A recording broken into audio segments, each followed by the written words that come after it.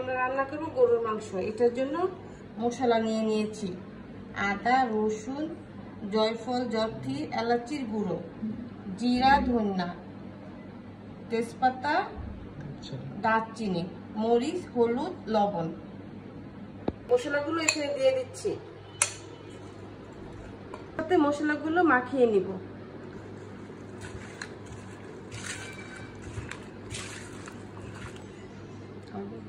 মাংসটা মাখানো হয়ে গেল। এখন এটাকে 2 ঘন্টার জন্য রেস্টে রেখে দিব। এতে করে মশলাগুলো মাংসের ভিতরে ভালো করে ঢুকবে। গরুর মাংস বসাবো, দিয়ে দিচ্ছি তেল।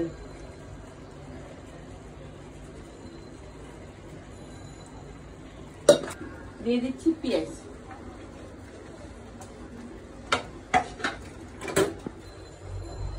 দুই ঘন্টা আগে মাখিয়ে রাখা মাংসটা দিয়ে দিচ্ছি।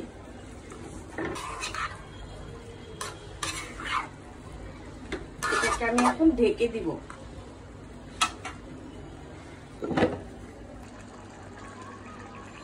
মাংসটা নেড়ে দিচ্ছি।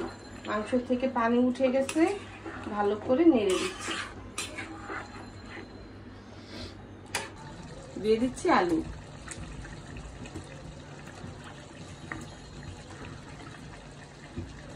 আলুটাকে মিলাই নিব গোস্তের সাথে।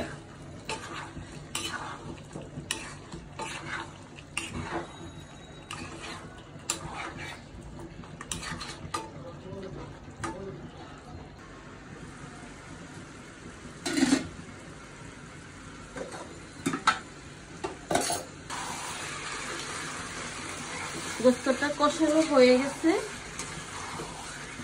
এটাতে এখন পানি দিয়ে দিব। দিয়ে দিচ্ছি পানি।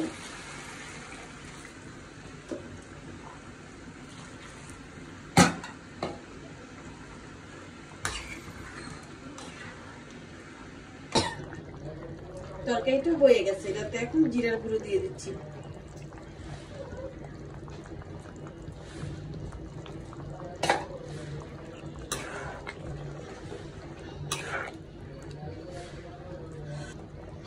তরকারিটা কেমন হলো কমেন্টে জানাবেন। আল্লাহ হাফেজ।